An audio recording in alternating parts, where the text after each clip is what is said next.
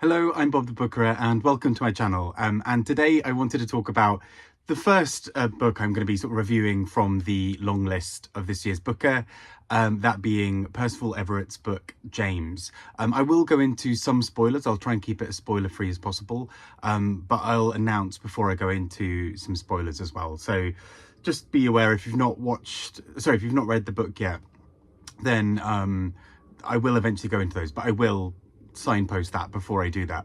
Also, the lighting is a little weird in here. It's such a hot day that I'm having to sort of film later in the day just to make sure that I'm not just basically melting at you for the entire time I'm doing this. But anyway, let's get talking about this book.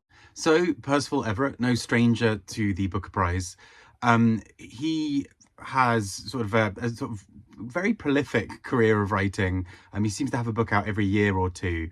And because of The Trees being shortlisted just a few years ago, I think eyes were on this book to be a potential sort of long listee as well. And actually pretty much of every book that people suggested might be on the long list, this was the one that I think everybody had locked in, for good reason. I think it's an excellent book in many ways. It also ticks many prize sort of things in the sense of it being a story that revisits a literary classic in the form of Huckleberry Finn, and does sort of interesting and exciting things to sort of revivify that book and kind of bring it into a modern time.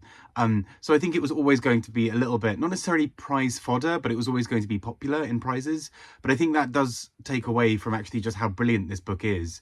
I think it's exceptional in many, many ways, and I'm delighted to see it longlisted. I think it makes the most sense, really, from most books. I mean, I'll still argue that Praiseworthy should be there, but James, I think, is just a brilliant book. And the core idea behind it, as I mentioned, is this sort of retelling of Huckleberry Finn.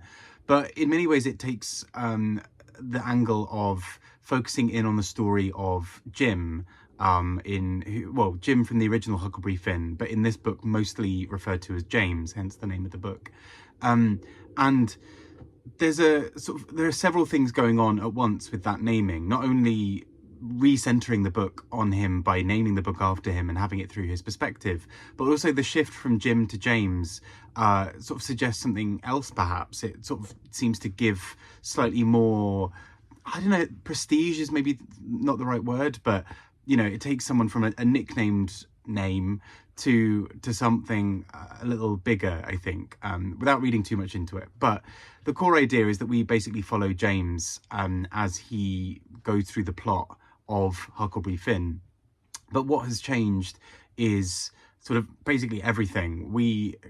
I reread Huckleberry Finn before reading this book just to kind of make sure that I was understanding some parts of it, or I hadn't forgotten some of the context because it had been years. But there are almost, you know, so many scenes that appear in the original book show up in this. So one scene, and this isn't a spoiler as such, but there's one scene in Huckleberry Finn where Huck dresses up as a young girl to try and get into a sort of certain place. And in the book, he is fully convinced that nobody at all can register this. They think, you know, he's fairly sure that by putting on a dress and some curls or whatever, he will not be seen at all as being anything other than this young girl. And in James, we see James sort of sit there and say, isn't this absurd? like, oh, that poor boy, he thinks he's going to go over there and no one's going to register this at all. Okay. And actually so much of that tone is in James as a book. We follow, you know, James, I should have mentioned earlier on, Jim in the original Huckleberry Finn is an escaped man, a sort of a formerly enslaved man who Huck is to some degree trying to sort of go on an adventure with and sort of save. And there's a bit of a white savior kind of aspect that kind of bleeds into that book of, you know, Huck is this sort of young boy who is able to see beyond some of the strictures and kind of beliefs of the time and is trying to help James or Jim escape and kind of have a new life and for them to go on adventures together. And in James, we sort of see that he's always been to some degree able to that James as a character has always been far more rounded and far more intelligent than any other character gave him credit for. We regularly see how he plays tricks with people around him. You know, he in Huckleberry Finn can't read and write. In James, he can write just fine, and in fact writes in this really beautiful prose at times, and keeps these little diaries, but he doesn't let anybody else see that, because that would be a threat to their perception of who he is as a black man, and particularly a sort of a formerly enslaved man in the US at the time. And so there's this sort of almost joke going on throughout the book that everybody else around him sees him a certain way, and to some degree he has to perform that to keep everybody else comfortable. And obviously there are sort of interesting parallels with sort of how many marginalized groups in the current day maybe also experience some aspect of that. But here as well, Percival Everett has that sort of, his sort of trademark humor and kind of wisdom behind that, of really taking an idea of something like that and just exploding it, taking it to its absolute sort of satirical limit and just pushing it and seeing what happens next. And here I think it's just done so exceptionally, because we see how every other character around him is trying to manipulate James, or try to control James, or even sort of feel sorry for him in a certain way. And actually he is the smartest of the bunch. He's the one who sort of understands more than anybody else really what's going on. And I think there's something so brilliant about the way the book articulates that. So, you know, like this situation with Huck dressing up as a young girl, we have the sort of insight of James sort of saying like, oh God, what is this boy doing? You know, okay, you go over there. I'm sure, yes, that disguise is really convincing. But at the same time, he's sort of writing these little notes to himself about what he's going to do next, or how he's going to try and stay safe. And everyone else around him is like, oh, this poor man who can't read and write, and everyone's sort of speaking for him. And so in some ways, this book is really clever, not only for kind of the way it approaches that voice, but also in a way of reclaiming that this character, who is in many ways throughout history has been someone who words have been put on, is now the one talking. And there's something so interesting about the way the book frames that, in a way that never feels particularly preachy, but is always, I think, really intelligently and probingly done, to really investigate the kind of absurdity of some of those things, but also to sort of shed some light on current day discourse, or things around it in a more modern sense. So I think there's something really clever about the way this book reaches out into the past to kind of bring something back. And I think that's where it's most exceptionally done. I think it's also just incredibly funny and wise.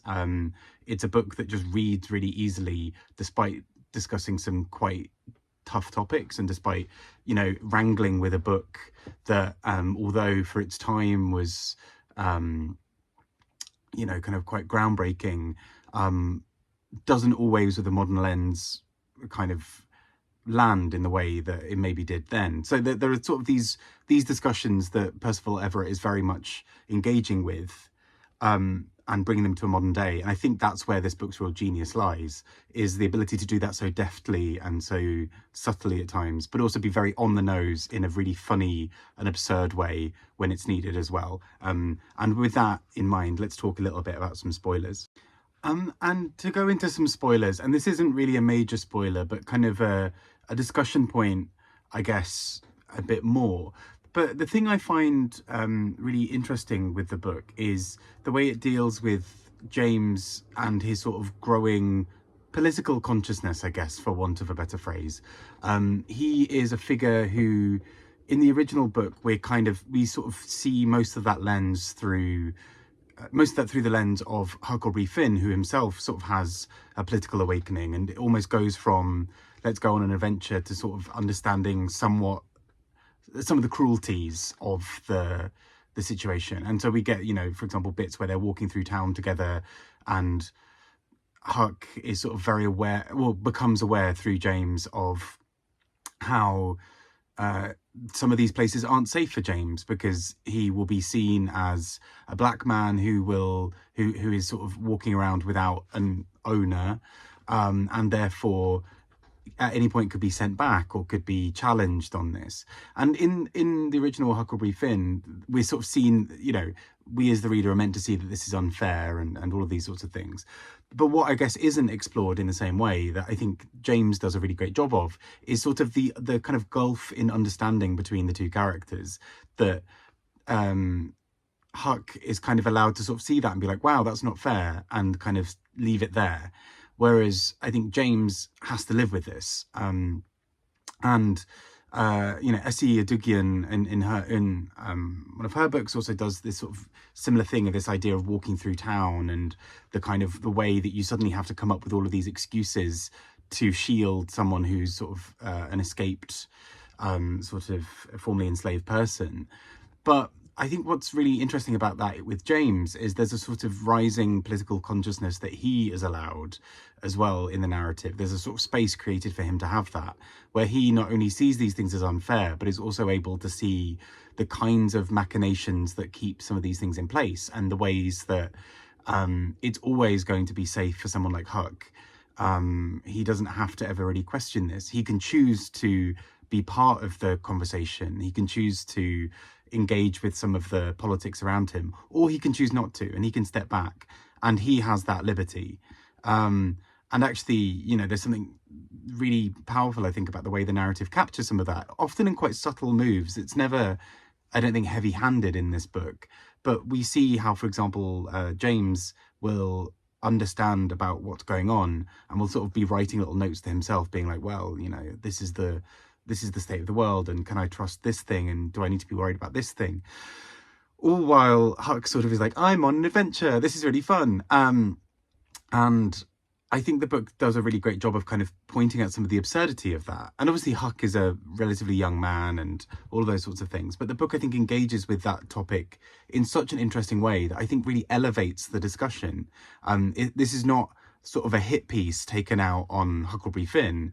This is a book that takes the core ideas of Huckleberry Finn and the core storyline and arc to really draw out a more nuanced story and to really try to speak to what's happening currently or to kind of other wider politics. And I think the book is all the stronger for it. And I think it's actually such a clever, like, I think this could have worked as a story detached from Huckleberry Finn. I think it as a story itself could have worked, although it was always going to draw the comparisons. But I think the way it sort of hitched its wagon to Huckleberry Finn and engaged with it is the real genius of this book, apart from some of the other bits. But it is just such a big part of this book's genius to take that broader conversation, to kind of acknowledge this classic of American literature and to develop that argument and treat it as an historical document in a really clever way.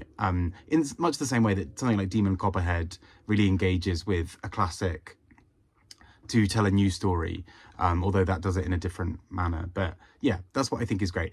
Largely, this is just a really long way of me saying this book is brilliant. Read it. I think you'll really like it.